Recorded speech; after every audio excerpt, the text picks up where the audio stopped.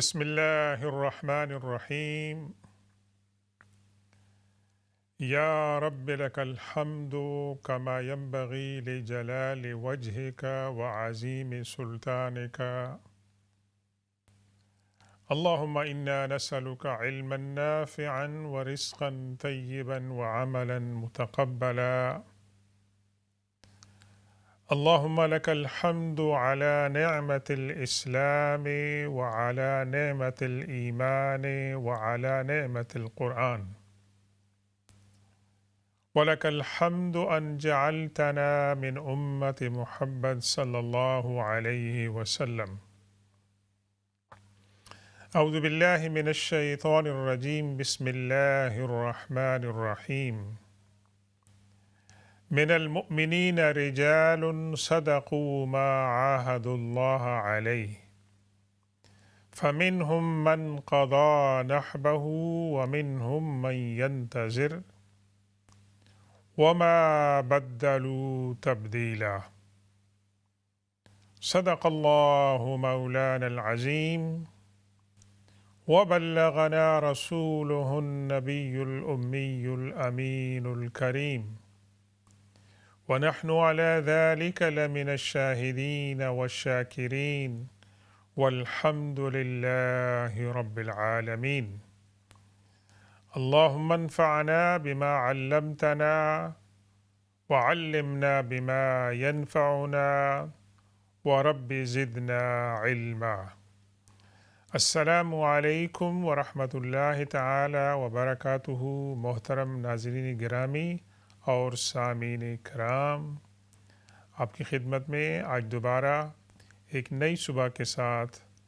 اس دعا اور تمنا کے ساتھ حاضر ہو رہے ہیں کہ آپ جہاں کہیں بھی ہوں، اللہ تبارک و تعالی آپ کو ایمان کی سلامتی اور صحت اور عافیت عطا فرمائے، اور آپ کے گرد و نواح اور قرب و جوار میں اللہ تبارک و تعالی آپ کو خوشگوار فضا میسر فرمائے۔ اگرچہ فضا اداس ہے، لیکن ہمیں اللہ تبارک و تعالی کی ذات سے اچھائی کی اور بہتری کی امید رکھنی چاہیے۔ ہم اپنی گفتگو کو جاری رکھتے ہیں اللہ کے رسول صلی اللہ علیہ وسلم کے ایک جلیل القدر صحابی سیدنا حضرت عبداللہ بن رواحہ رضی اللہ تعالی عنہ، اور آج ایک ہی موضوع پر گفتگو ہوگی، ان کی زندگی کے ایک عظیم الشان کارنامے جس کی وہ تمنا کرتے تھے اور جس کے بارے میں اللہ کے رسول صلی اللہ علیہ وسلم نے ان کی شہادت کے بعد صحابہ کرام کو ان کے جنتی ہونے اور اپنے ساتھ ملاقات کی خوشخبری سنائی۔ اور جہاں تک کہ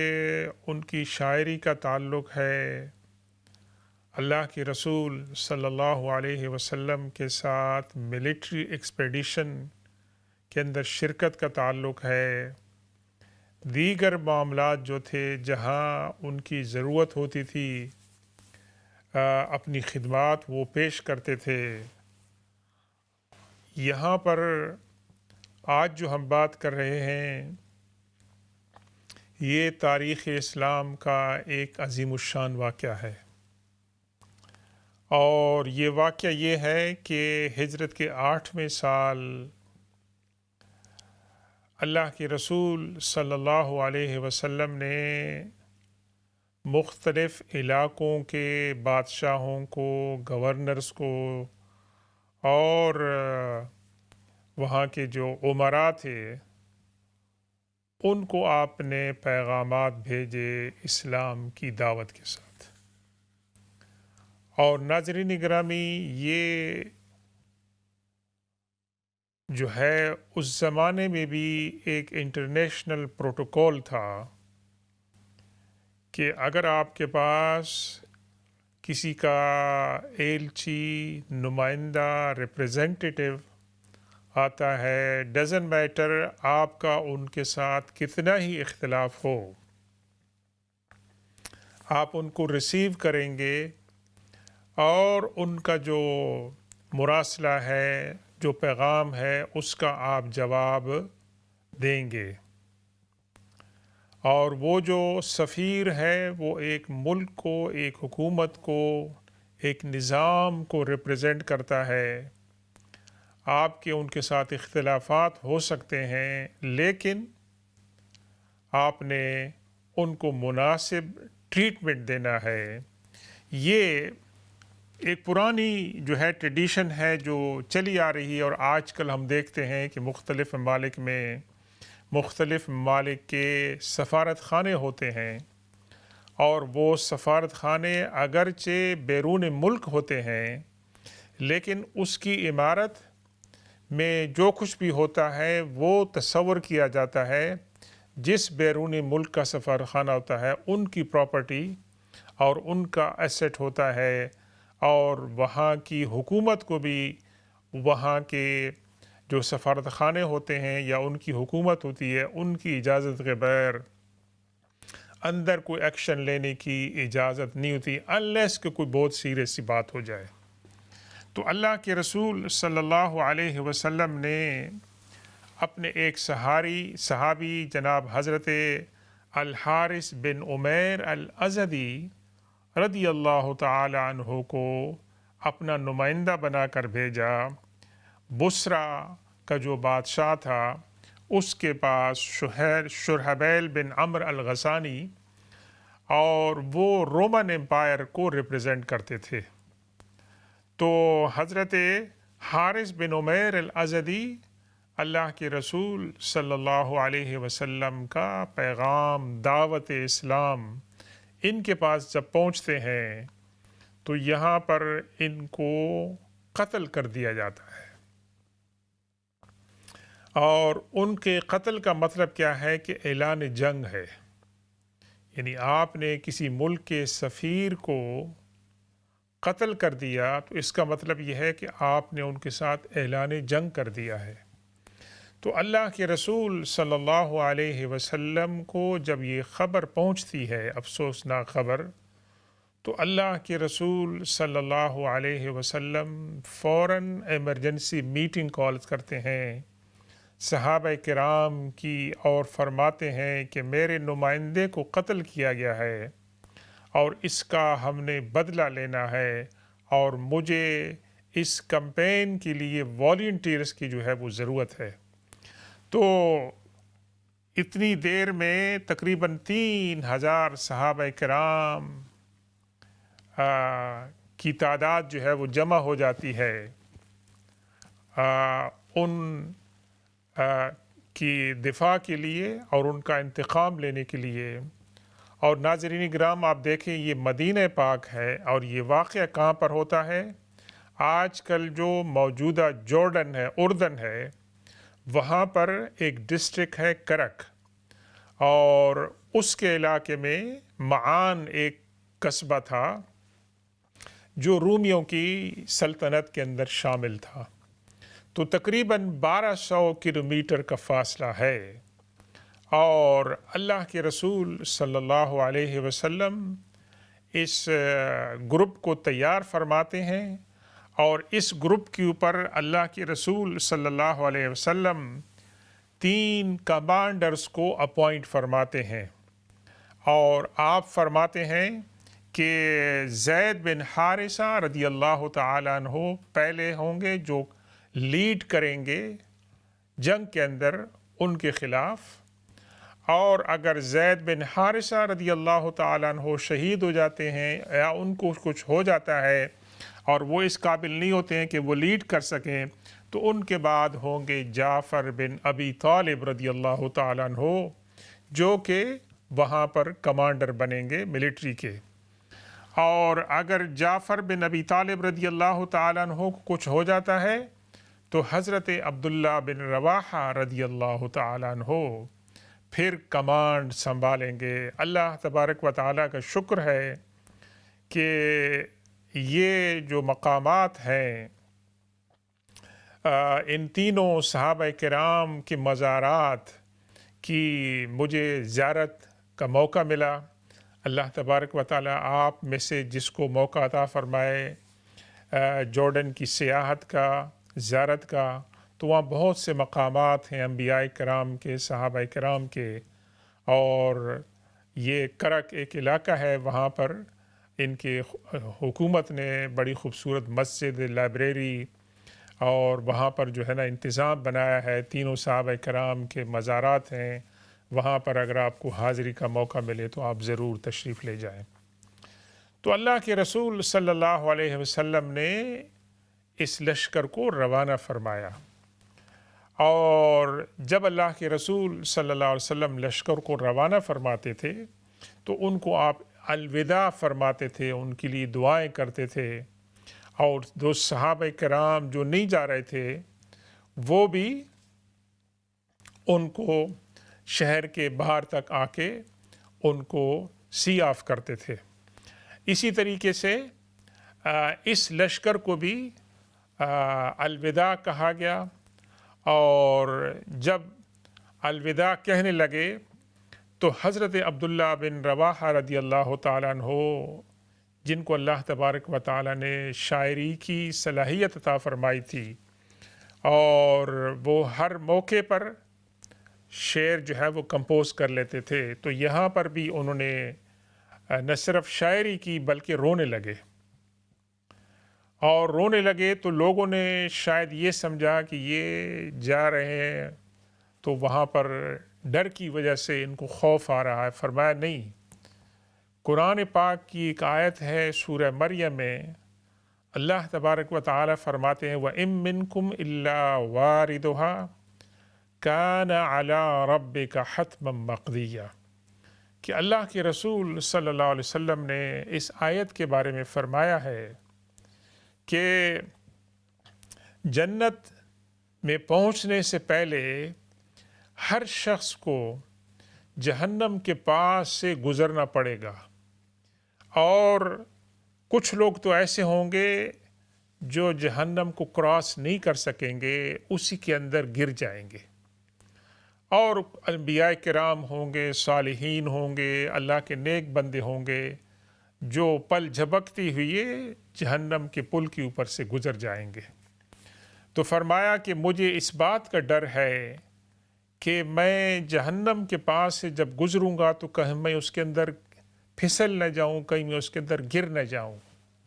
اس بات پر وہ رو رہے تھے، اور صحابہ کرام ان کو تسلی دے رہے تھے کہ اللہ تبارک و تعالی آپ کا حامی و ناصر ہو، اور آپ کو اللہ تبارک و تعالی اس کمپین کے اندر کامیابی عطا فرمائے، اور اللہ تبارک و تعالی آپ کو صحت اور سلامتی کے ساتھ دوبارہ واپس لوٹائے۔ تو ان دعاؤں کے ساتھ، ان الوداعی کلمات کے ساتھ، اور حضرت عبداللہ بن رواحہ رضی اللہ تعالیٰ عنہ کی یہ پریشانی کہ کہیں مجھے وہاں موت آ جائے، شہادت مل جائے، اور کہیں ایسا نہ ہو کہ مجھے جہنم کے اندر جانا پڑے، ان جذبات کے ساتھ یہ جو لشکر ہے اس کو رخصت کیا جاتا ہے۔ اور ناظرین کرامی، آپ جانتے ہیں کہ مدینہ طیبہ سے یہاں تک کی جو مسافت ہے وہ 1200 کلومیٹر ہے۔ تو صحابہ کرام جب وہاں پر پہنچتے ہیں تو انیشیلی ان کا جو ٹارگٹ تھا کہ وہ صرف ریونج لینا تھا، انتقام لینا تھا اس غسانی بادشاہ سے کہ جس نے اللہ کے رسول صلی اللہ علیہ وسلم کے ایلچی کی توہین کی اور ان کو قتل کیا، جو کہ اس دور کے انٹرنیشنل پروٹوکول کے مطابق ایک بہت ہی بڑی وائلیشن تھی۔ تو وہاں جب پہنچتے ہیں تو ان کو اندازہ ہوتا ہے، اور یہ جو تعداد ہے صحابہ کرام کے لشکر کی 3000 ہے۔ وہاں جب پہنچتے ہیں تو ان کو پتہ چلتا ہے کہ ہرقل جو رومی بادشاہ تھا وہ بھی وہاں پر پہنچا ہوا ہے، اور اس کے پاس 1 لاکھ کا لشکر ہے، اور مزید اس نے کمک جمع کر لی ہے 1 لاکھ کی، تو 2 لاکھ کا لشکر ہے، اور اس کے مقابلے میں صحابہ کرام کی تعداد 3,000 ہے۔ صحابہ کرام اجنبی ہیں، پردیس کے اندر ہیں، مسافر ہیں، تو صحابہ کرام کے درمیان مشورہ ہوتا ہے کہ ہماری تعداد تو جو ہے وہ آٹے میں نمک کے برابر بھی نہیں ہے، کوئی مقابلہ بھی نہیں ہے 3,000 کا 2 لاکھ کے ساتھ، تو اس صورتحال میں کیا کیا جائے؟ اس صورتحال میں اللہ کے رسول صلی اللہ علیہ وسلم کی خدمت میں پیغام بھیجا جائے کہ یا رسول اللہ، آپ یا تو ہمارے لیے مزید کمک سپورٹ بھیجیں آپ، یا آپ ہمیں اجازت دیں کہ ہم واپس آ جائیں بغیر لڑائی کے۔ تو حضرت عبداللہ بن رواحہ رضی اللہ تعالی عنہ نے اس وقت تاریخی کلمات کہے، اور انہوں نے کہا کہ اے میرے صحابہ، اے میرے دوستو، آپ جانتے ہیں کہ اس دین کے لیے ہماری جو کوششیں ہیں ان کی بنیادی وجہ یہ ہے کہ یا تو اس راستے میں ہمیں شہادت مل جائے یا ہمیں کامیابی مل جائے، اور ہم نے سر و سامان اور تعداد کے بل بوتے پر کبھی اسی طرح کی ملٹری کمپین کے اندر حصہ نہیں لیا، اور اللہ تبارک و تعالی نے ہمیں اس دین کی وجہ سے جو عزت دی ہے اس کا تقاضا یہ ہے کہ ہم یہاں پر مقابلہ کریں، یا تو ہمیں کامیابی مل جائے یا ہمیں شہادت مل جائے، یہاں کوئی تیسرا آپشن ہے ہی نہیں ویسے۔ تو حضرت عبداللہ بن رواحہ رضی اللہ تعالیٰ عنہ کی یہ انسپریشنل سپیچ اور انکریجنگ ورڈز جو ہے، اس نے صحابہ کرام کے لشکر کو حوصلہ دیا، اور بائی دا ٹائم 1200 کلومیٹر کے فاصلے پر اگر آپ کسی کو بھیجتے ہیں اللہ کے رسول صلی اللہ علیہ وسلم کے پاس مدینے میں، تو پہنچتے پہنچتے کتنے دن لگیں گے جانے میں پھر آنے میں، اور آپ کو معلوم نہیں ہے کہ واپس فیلڈ کے اندر، میدان کے اندر کیا صورتحال ہوتی ہے، کوئی کمیونیکیشن کا ذریعہ نہیں تھا۔ تو صحابہ کرام اس وقت جو ہے دفاع کرتے ہیں، پہلے دن اور دوسرے دن ماشاءاللہ اللہ تبارک و تعالیٰ ان کو کامیابی عطا فرماتا ہے۔ اب یہ دیکھیں ناظرین کرام کہ ایک بڑا معجزہ ہوا کہ یہ صحابہ کرام، اس کو جنگ معوطہ کہتے ہیں، اور معوطہ کے نام سے ایک یونیورسٹی بھی اردن میں قائم ہے، اور اس چھوٹے سے علاقے کو بہت بڑی شہرت ملی۔ یہ شام کے اندر ہے، اور شام کیا جس کو آج کل اردن کہتے ہیں، اس کی اور بیت المقدس کی جو بارڈرز ہے اس کے درمیان اتنا زیادہ فاصلہ نہیں ہے، بلکہ وہاں پہاڑی پر آپ کھڑے ہو جائیں تو آپ کو بیت المقدس نظر آتا ہے، اور اس طرف جو لبنان ہے اور سیریا ہے اس کے پہاڑ بھی جو ہیں وہ نظر آتے ہیں۔ یہ تمام علاقہ شام کہلاتا تھا، اس کے بعد جو ہے یہ تقسیم ہو گئی۔ اب مدینہ پاک کے اندر اللہ کے رسول صلی اللہ علیہ وسلم مسجد نبوی کے اندر تشریف فرما ہے، اور صحابہ کرام آپ کے پاس جو ہیں موجود ہیں، اور اللہ کے رسول صلی اللہ علیہ وسلم ان کو اس جنگ معوطہ، غزوہ معوطہ کے حالات بتا رہے ہیں لائیو، یعنی اپنے صحابہ کرام کے درمیان آپ مسجد نبوی میں بیٹھے ہیں، اور غزوہ جو ہے وہ جارڈن میں 1200 کلومیٹر کے فاصلے پر ہو رہا ہے، اور اللہ کے رسول صلی اللہ علیہ وسلم صحابہ کرام کو بتاتے ہیں کہ زید بن حارثہ رضی اللہ تعالیٰ عنہ نے علم اٹھایا ہوا ہے، وہ لیڈ کر رہے ہیں، اور وہ جانفشانی سے جو ہے وہ لڑ رہے ہیں، اور پھر بتاتے ہیں کہ زید بن حارثہ رضی اللہ تعالیٰ عنہ شہید ہو جاتے ہیں۔ اللہ کے رسول صلی اللہ علیہ وسلم تھوڑی دیر کے لیے پاز کرتے ہیں۔ اللہ کے رسول صلی اللہ علیہ وسلم کی آنکھیں پلک جھپکتے ہیں۔ پھر اللہ کے رسول صلی اللہ علیہ وسلم فرماتے ہیں کہ اب جعفر بن ابی طالب رضی اللہ تعالیٰ عنہ نے کمانڈ سنبھال لی ہے، ان کے ہاتھ میں مسلمانوں کا جھنڈا ہے، اور وہ جان فشانی کے ساتھ جو ہے وہ لڑ رہے ہیں۔ پھر اللہ کے رسول صلی اللہ علیہ وسلم پاز فرماتے ہیں اور فرماتے ہیں کہ جعفر بن ابی طالب رضی اللہ تعالی عنہ وارضاہ شہید ہو جاتے ہیں، اور ان کی شہادت کے بعد حضرت عبداللہ بن رواحہ رضی اللہ تعالی عنہ جھنڈا اپنے ہاتھ میں لیتے ہیں، اور وہ سپہ سالاری کی ذمہ داریاں جو ہیں وہ ان کو ادا کرتے ہیں، تاکہ حضرت عبداللہ بن رواحہ رضی اللہ تعالیٰ عنہ بھی شہید ہو جاتے ہیں۔ جب اللہ کے رسول صلی اللہ علیہ وسلم یہ بات فرماتے ہیں تو آپ کی آنکھوں سے آنسو آ جاتے ہیں۔ اللہ کے رسول صلی اللہ علیہ وسلم کی آنکھوں سے آنسو آ جاتے ہیں،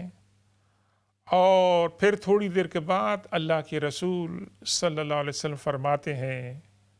کہ اللہ تبارک و تعالی نے ان تینوں کو جنت کے اندر مقام عطا فرمایا، اور فرمایا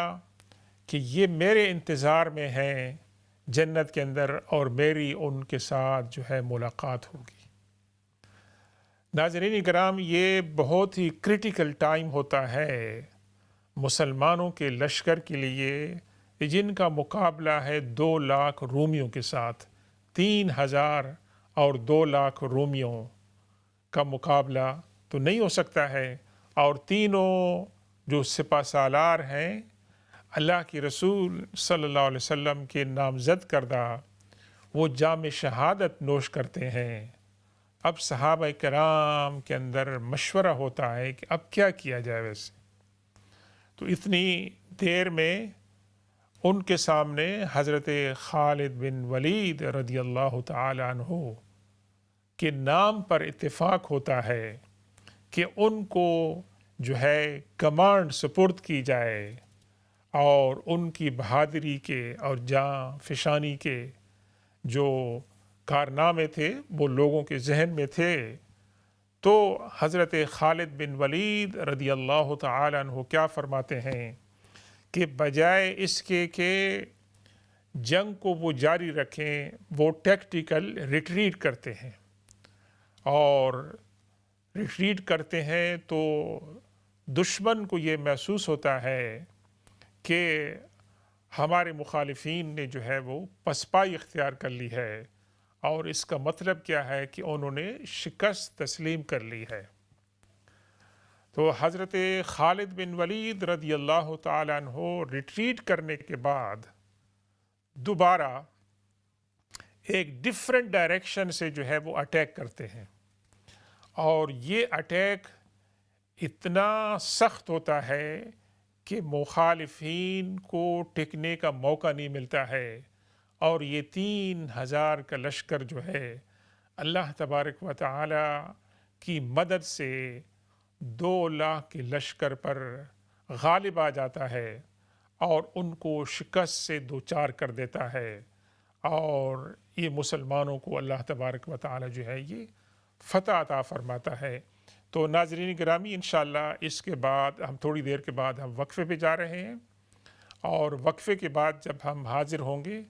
تو اس موضوع پہ مزید آپ سے گفتگو ہوگی، اور وقفے کے بعد اگر آپ کے کوئی سوالات ہوں گے تو انشاءاللہ آپ پیش کر سکتے ہیں کال کر کے، ہم ان کے جوابات بھی دینے کی کوشش کریں گے۔ ہمارے ساتھ رہیے۔ سبحان ربك رب العزة عما يصفون وسلام على المرسلين والحمد لله رب العالمين. سبحان ربك رب العزة عما يصفون وسلام على المرسلين والحمد لله رب العالمين. وعليكم السلام ورحمة الله تعالى وبركاته.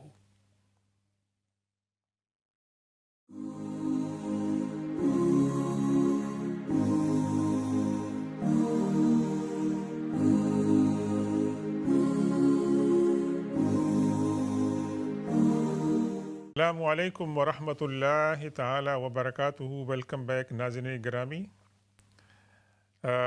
اس حصے میں اگر آپ کے کوئی سوالات ہیں تو آپ پیش کر سکتے ہیں، انشاءاللہ ہم ان کے جوابات دینے کی کوشش کریں گے. ان دا مین ٹائم ہماری گفتگو چل رہی تھی بریک سے پہلے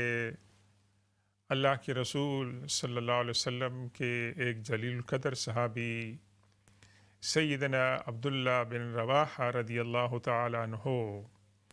اور ان کی زندگی کا ایک عظیم الشان دن، یعنی کہ انہوں نے اسلام کے دفاع میں اپنی جان قربان کی اور شہادت کا اعلیٰ ترین درجہ ان کو حاصل ہوا جس کی وہ تمنا کرتے تھے. اور جاتے وقت انہوں نے اپنے دوست احباب سے یہ کہا تھا کہ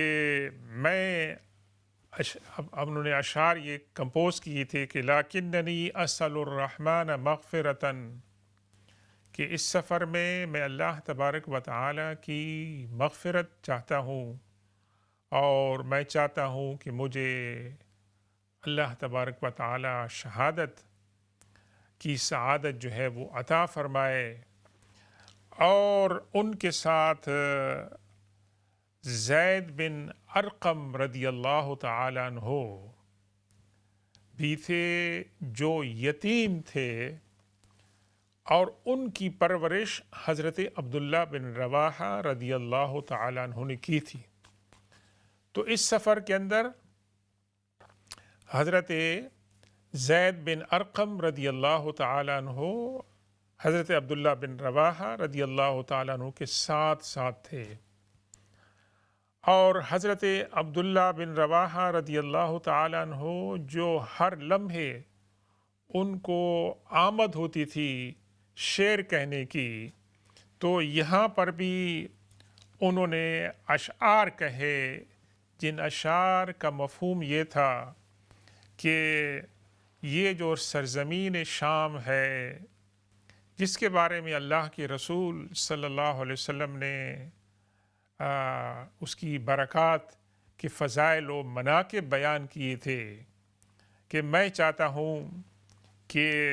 مجھے یہاں پر اللہ تبارک و تعالی شہادت نصیب فرمائے.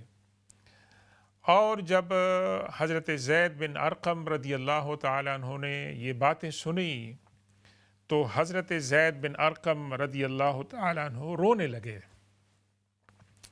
رونے لگے اس بات پر کہ ایک تو حضرت عبداللہ بن رواحہ رضی اللہ تعالیٰ عنہ نے ان کی پرورش کی تھی اور ان کی شفقت اور محبت تھی، اور دوسری کہ وہ شہادت کی تمنا کر رہے ہیں اور اپنی جان یہاں قربان کرنا چاہتے ہیں. ان کی جدائی اور فراق جو ہے یہ ان کے لیے ناقابل برداشت تھا. تو اس پر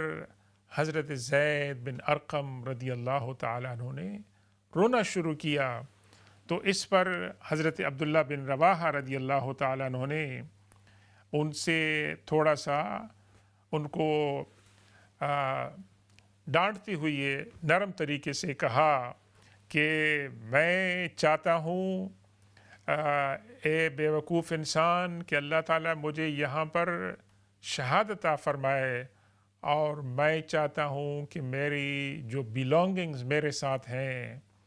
وہ تم ان کو واپس لے کر میری قوم کے پاس جاؤ. اور میں چاہتا ہوں کہ جہاں مجھے شہادت ملے وہاں مجھے دفن کیا جائے، اور لوگ آ کے دیکھیں تو ان کو یہ اندازہ ہو کہ یہ اللہ کے ایک سپاہی کی قبر ہے کہ جس نے اللہ کی دین کی خاطر جو ہے وہ قربانیاں جو ہے وہ عطا فرمائی۔ تو یہ حضرت عبداللہ بن رواحہ رضی اللہ تعالیٰ عنہ کو اللہ تبارک و تعالیٰ نے وہاں پر جو ہے شہادت عطا فرمائی، اور آخر کار 3 کمانڈرز کی شہادت کے بعد اور کچھ صحابہ کرام کی شہادت کے بعد حضرت خالد بن ولید رضی اللہ تعالیٰ عنہ، جو بہت ہی جینیس انسان تھے، جن کو اللہ کے رسول صلی اللہ علیہ وسلم نے سیف اللہ کا ٹائٹل دیا تھا، اور ان کی ٹیکٹیکل جو ریٹریٹ تھی، وہ جو اسٹریٹجی انہوں نے اپلائی، اس کے نتیجے میں 3000 کے لشکر کو 2 لاکھ کے لشکر پر اللہ تبارک و تعالیٰ نے کامیابی عطا فرمائی۔ یہ یاد رہے ناظرین کرامی کہ یہی خالد بن ولید رضی اللہ تعالیٰ عنہ تھے جو ابھی مسلمان نہیں ہوئے تھے، اور احد کی لڑائی میں جہاں قریش کو بڑی شکست ہوئی تھی، وہیں پر خالد بن ولید رضی اللہ تعالیٰ عنہ نے وہاں پر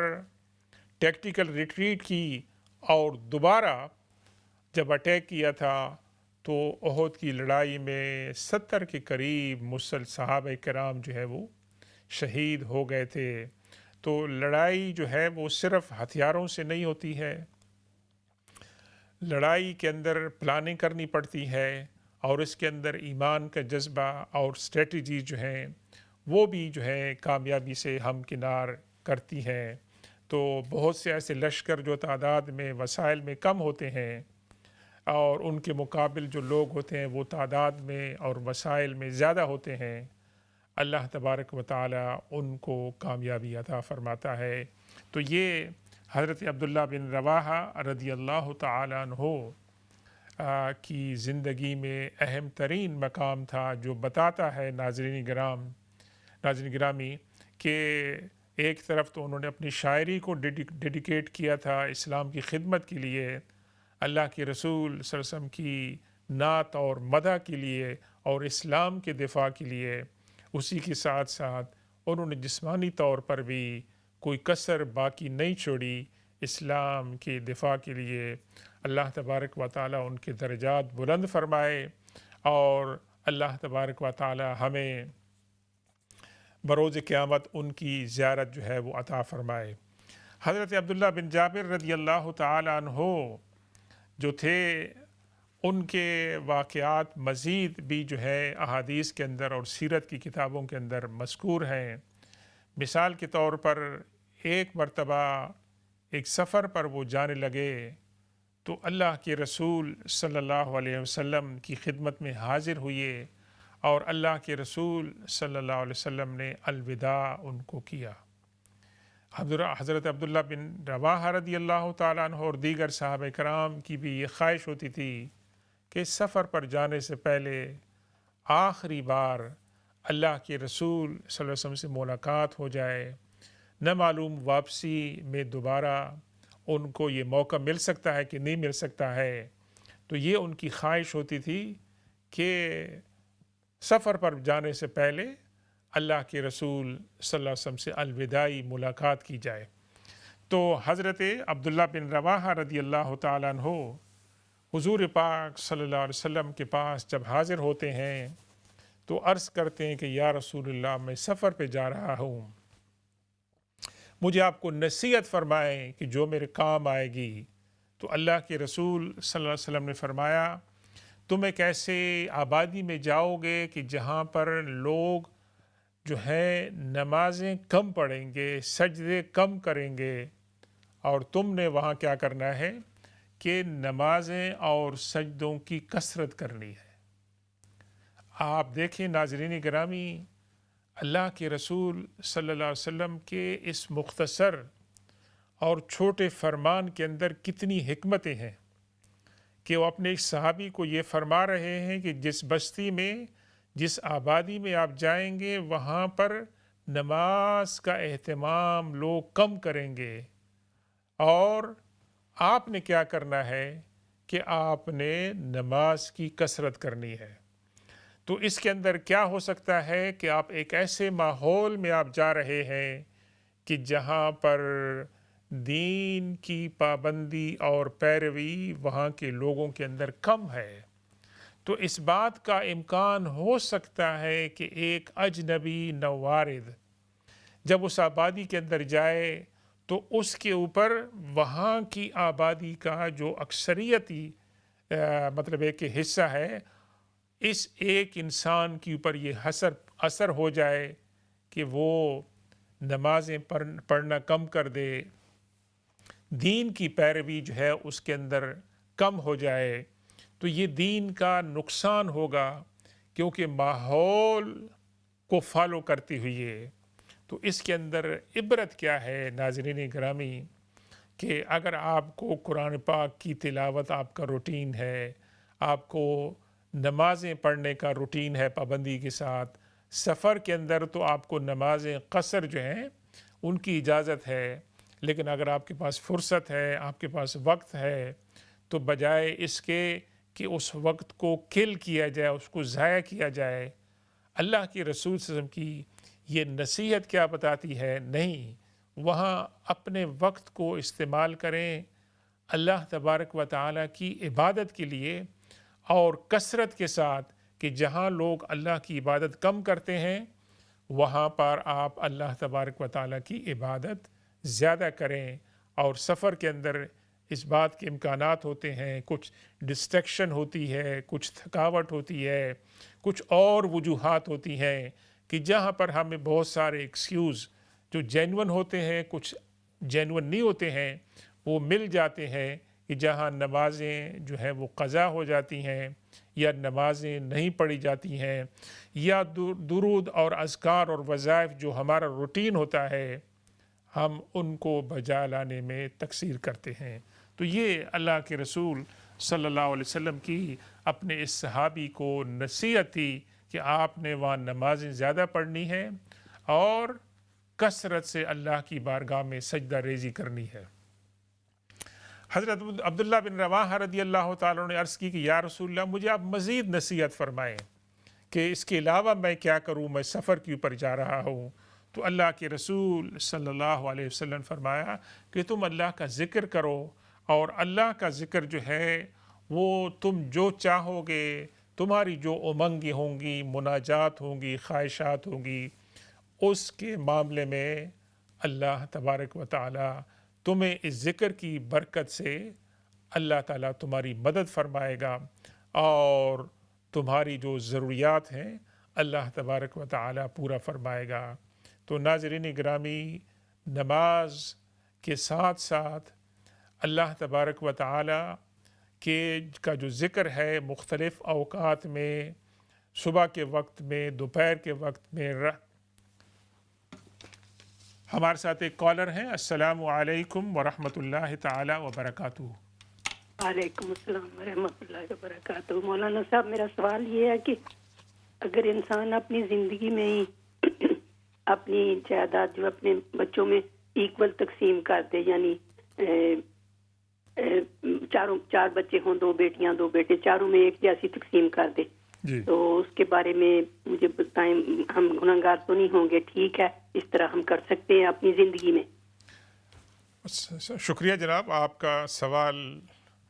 بہت اچھا سوال ہے اور اہم سوال ہے، اور آج کل کے ہمارے جو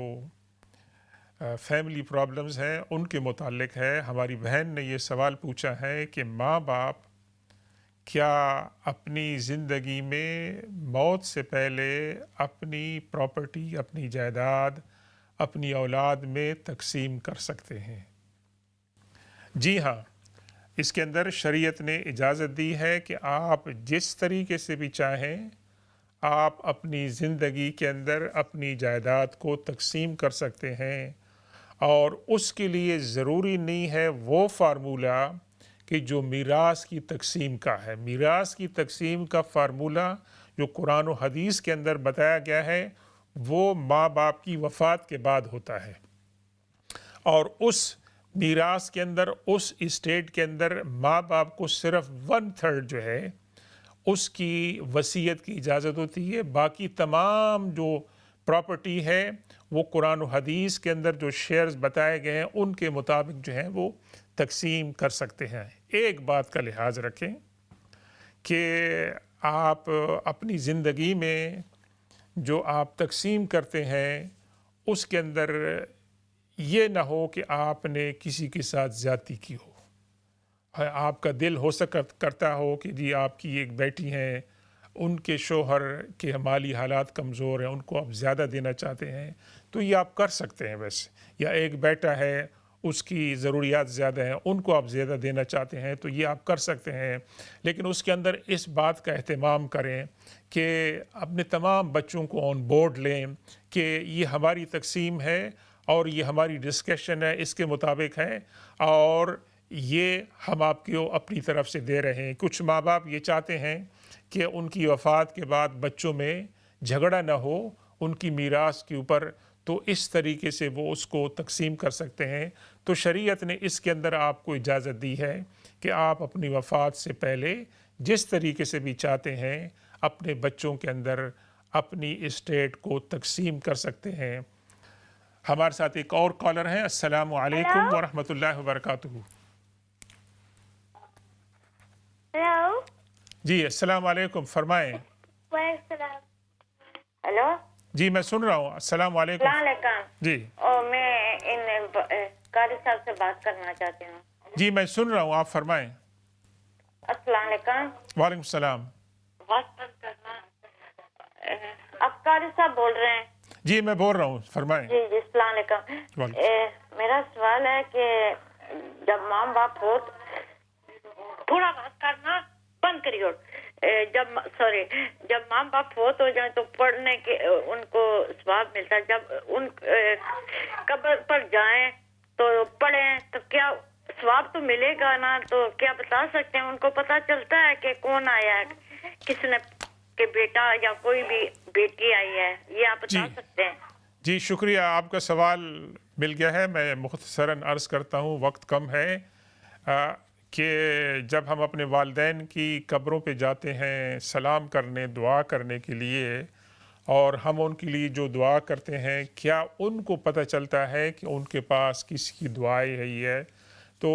بہن یہ جو ہے ہمارے جو مرحومین ہیں وہ اس انتظار میں ہوتے ہیں کہ ان کی پیچھے جو پسماندگان ہیں ان کے لیے کوئی تحفہ بھیجیں. تو آپ چاہے گھر میں دعا کرتے ہیں، قبرستان میں جا کے دعا کرتے ہیں، تو مرحومین کو پتہ چلتا ہے کہ ان کے پسماندگان نے ان کے لیے استغفار کیا ہے، دعا کی ہے، اس کا ان کو ثواب ملتا ہے اور ان کو اللہ تبارک و تعالی بتاتا ہے کہ یہ تمہارے پسماندگان کی طرف سے یہ تمہیں دعا ملی ہے، تمہیں یہ استغفار ملا ہے. تو ہمیں چاہیے کہ ہم اپنے روزانہ کے روٹین کے اندر یہ بات شامل کریں کہ اپنے مرحومین کے لیے، اسلاف کے لیے، آباء و اجداد کے لیے جو ہے ہم دعائے مغفرت کریں. اللہ تبارک و تعالی تمام مرحومین کی مغفرت فرمائے. بسم اللہ الرحمن الرحیم. الحمد للہ رب العالمین والصلاة والسلام علی سیدنا ومولانا محمد وعلى آل سيدنا ومولانا محمد وبارك وسلم عليه. اللهم ربنا آتنا في الدنيا حسنة وفي الآخرة حسنة وقنا عذاب النار. رب اجعلني مقيم الصلاة ومن ذريتي ربنا وتقبل دعاء. ربنا اغفر لي ولوالدي وللمؤمنين يوم يقوم الحساب. اللهم ربنا هب لنا من أزواجنا وذرياتنا قرة أعين واجعلنا للمتقين إماما. اللهم ربنا هب لنا من لدنك رحمة وهيئ لنا من أمرنا رشدا. رب إني لما أنزلت إلي من خير فقير. لا إله إلا أنت سبحانك إني كنت من الظالمين. اللهم اغفر لحينا وميتنا وشاهدنا وغائبنا وصغيرنا وكبيرنا وذكرنا وأنثانا. اللهم من أحييته منا فأحيي على الإسلام ومن توفيته منا فتوفه على الإيمان وصلی اللہ تعالی علی خیر خلقہ سیدنا و مولانا محمد و آلہ و اصحابہ اجمعین برحمتک یا ارحم الراحمین. والسلام علیکم ورحمۃ اللہ تعالی وبرکاتہ.